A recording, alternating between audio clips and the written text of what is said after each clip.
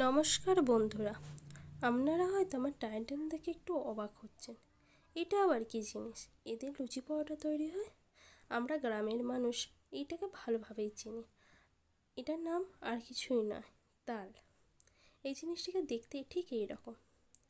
এ দিয়ে অনেক ধরনের রেসিপি তৈরি করা যায়। আমি মূলত দুটো সহজ রেসিপি, যেটা গ্রামের ঘরে ঘরে প্রায়শই হয়ে থাকে, এই দুটো রেসিপি আপনাদের সাথে শেয়ার করব। চলুন প্রথম রেসিপিটা শুরু করা যায়। প্রথমে তালটাকে এরকমভাবে ছিলকাটা ছিঁড়ে নিতে হবে। এরপর এটিকে ভালো করে এই চুবড়িটাকে ধুয়ে পরিষ্কার করে রাখবেন, তার নিচে ডিশ দেবেন।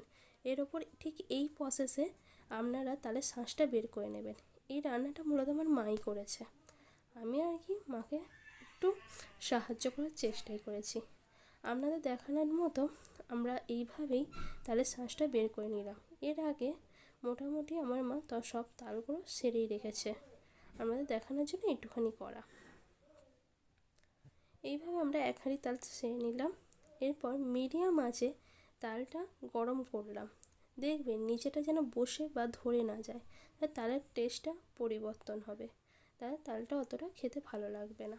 এরপর আপনাদের প্রয়োজন অনুযায়ী ময়দা নেবেন, তাতে তেল দেবেন, নুন দেবেন, পরিমাণ মতো তাল দিয়ে এবং অল্প পরিমাণ জল দিয়ে ভালো করে যেমন ময়দা মাখা হয় সেইভাবে ভালো করে মাখতে থাকবেন।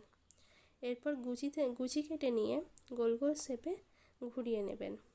তারপর আপনারা লুচি পরোটার আকৃতি দেবেন। এরপর আমার মা প্রথমে পরোটা বেলে দেখালো। যারা নতুন তাদের এই পরোটা বেলতে একটু অসুবিধা হয়, সেটা আমি জানি। ওই জন্য হালকা হাতের চাপে কীভাবে পরোটা বেলতে হয় তার একটা টেকনিক আমরা মোটামুটি বুঝে গেলাম। এরপর মাকে একটু সাহায্য করার নামে আমি একটু শিখে নিলাম লুচি বেলা। মা তো হেসেই অবাক, এইসব জিনিস মায়ের কাছে নতুন।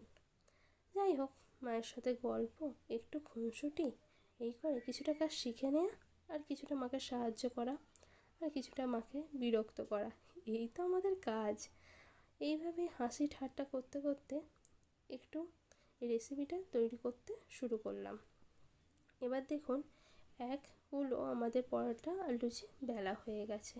এভাবেই প্রসেসে আপনারা ঠিক এইগুলো করে নেবেন। কড়াইয়ে তেল গরম করতে বসাবেন।